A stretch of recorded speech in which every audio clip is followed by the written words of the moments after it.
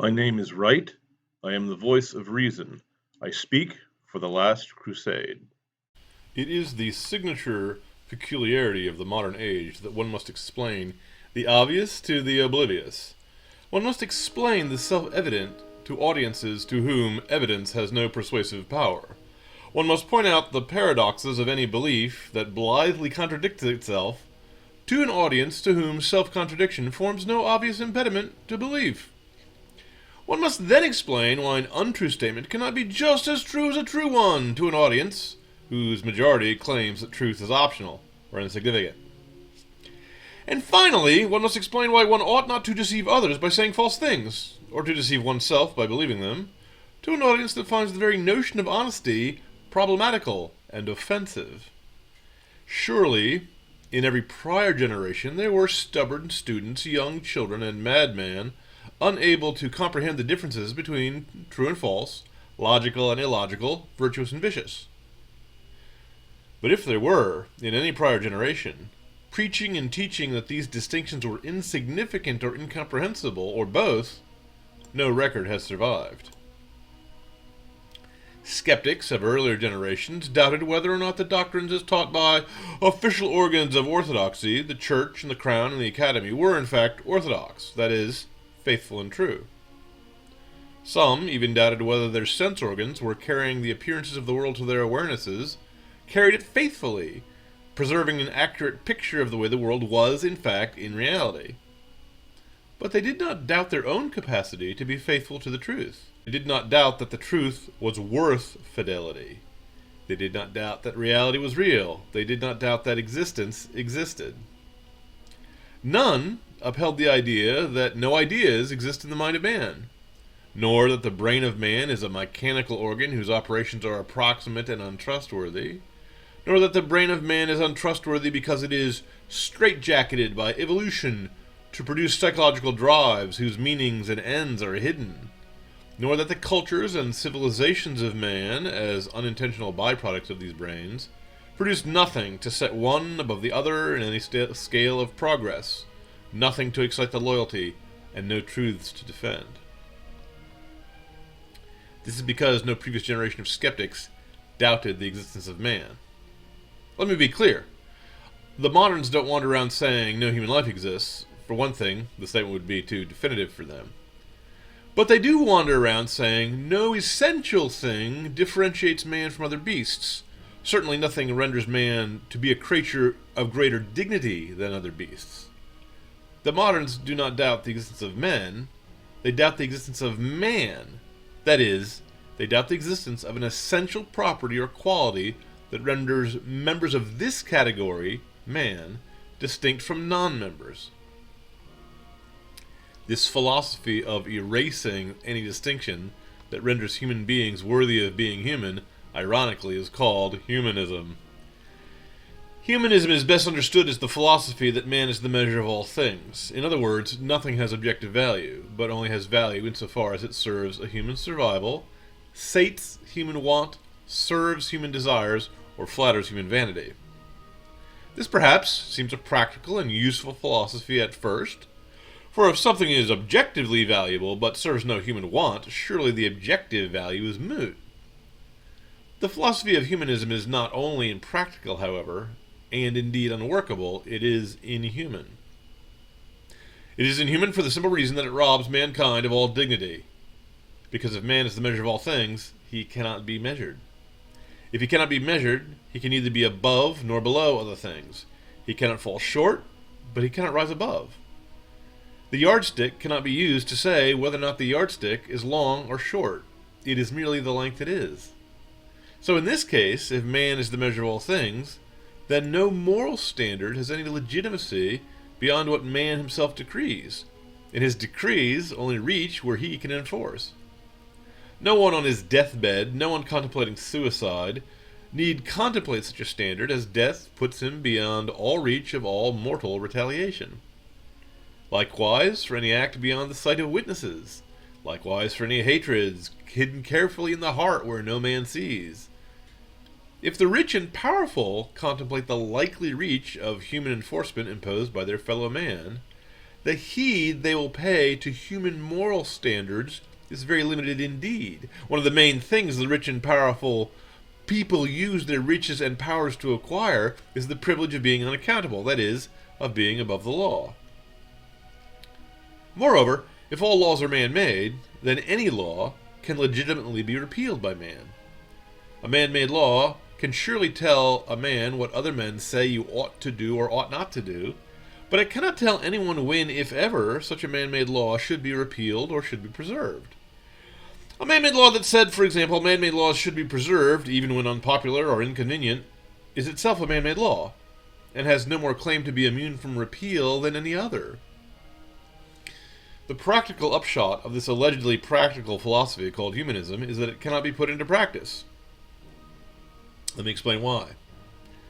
Of old, it was said that man is wolf to man. We are the main danger to our own species. No other creature preys on us but us. But if man is the measure of all things, and if one of the properties of man is that we are predators to each other, then by that measure to murder, rape, rob, and deceive is not wrong. For the same reason, wolves eating rabbits is not wrong. He is merely a predator acting out his predatory instinct for his own benefit and the survival of his bloodline.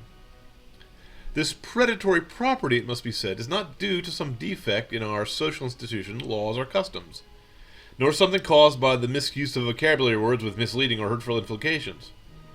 It is a fact of human existence that no generation, no race, no tribe, and no clan has ever escaped. So if man is the measure of all things, then man himself is neither good nor bad, for the same reason that a yardstick is neither long nor short. If man is the measure of all things, he is not a creature whose rights and privileges are sacrosanct and inviolate. Man, like other natural resources, are merely presently useful or useless, convenient or inconvenient, as a means to achieve survival, to sate wants, to serve desires, or to flatter vanity. The 20th century was marked by the retreat of all Christian considerations from public life, from the academy, from the courts of law, and from the halls of power. It was replaced by humanism, by and large. The Christian religion devolved from a corporate and organized worship to a matter of private opinion, then to a matter of private taste, then to a public embarrassment. Sodomy came out of the closet, and Christianity went into it. We have reached the point where none but the boldest nonconformist is likely publicly to admit that he has surrendered his life to Christ. I suspect that many a public figure would sooner say he had contracted a loathsome venereal disease than to admit he had gone to confession or taken the host. I have seen at least one famous public figure wearing ashes on his head in a sign of his repentance, who, unrepentantly, advocates support for abortion and sodomy and much else that sign forbids. So perhaps Christian life is still tolerated in public, much as the eccentricities of a lunatic uncle, provided only that neither the uncle nor anyone else takes the ravings seriously, that is, treats them with dignity. When man was made the measure of all things, the promise was made that social justice, freedom and peace, and the evolution of the race to utopia would be accomplished by human beings relying solely on human strength and human wisdom. Modern science could eliminate defective and inferior races, mental diseases, and social maladies such as crime. Modern psychiatry could eliminate guilt and neuroses. Modern political economics could eliminate the laws of supply and demand as rapidly and thoroughly as modern artists have eliminated the laws of art. Man was the measure of all things, and nothing he conceived in his heart to accomplish could be denied to him. Such was the promise made by the 20th century. But instead of utopia, history witnessed the bloodiest century in history. Science, instead of bringing forth a race of Prussian supermen, gave a whole nation over to the hands of subhuman savagery in the form of the Holocaust. Instead of producing wealth and peace, socialism killed 100 million souls and produced poverty, misery, and pollution. Instead of honesty, secularism has given us fake news, fake history books, fake facts, junk science, and an endless, nauseating stream of lies from our current generation of countless little Pontius Pilates who endlessly asked what is truth and endlessly crucify the one who is the truth. Humanism turned human into brutes more dangerous than brutes. More dangerous because brutes without speech cannot organize mass media campaigns necessary for the large-scale megadeaths and genocides we have been discussing. Such is the lesson the harsh schoolmistress of history teaches, but the point of the lesson seems to be lost. The modern secular humanist is convinced that communism failed because it is too much like religion, and that religion causes injustices and wars, and ergo the sole ingredient needed to abolish injustice and wars forever from human existence is to eliminate that religious impulse, which has never been absent from human history. This Jabberwocky issues from people claiming an ability to think with scientific rigor. In reality, what went wrong with the 20th century, and what's going wrong now, is a loss of the dignity of man. The Nazis regarded Catholics, gypsies, profiteers, homosexuals, retards, and Jews as subhuman, and so, by the same logic any horse breeder uses to cull the breeding stock of bad strains, attempted to eliminate all these folk. The Soviets regarded Christians and profiteers, capitalists, and Jews as subhuman, and did likewise. Europeans abroad and leftists in America regard the poor as being unable and unfit to better themselves, and the people in general as being the wards of the nanny state, not being free and equal fellow citizens whose voice should hold equal sway with experts and intellectuals. The Europeans abroad and leftists in America perhaps are not yet as bloodthirsty as their predecessors. They're not yet bloodthirsty enough to turn on their fellow man as wolves among sheep. But they are clearly willing to introduce endless numbers of wolves into the fold, and to condemn, to silence, and to persecute those who object. But their predecessors in Europe 1 generation ago, the National Socialists of Germany, the International Socialists of the Soviet Union, used the same rhetoric and the same set of excuses to justify their genocidal tyranny. By the grace of God, the Nazis were defeated in the World War, and the Soviets in the Cold War.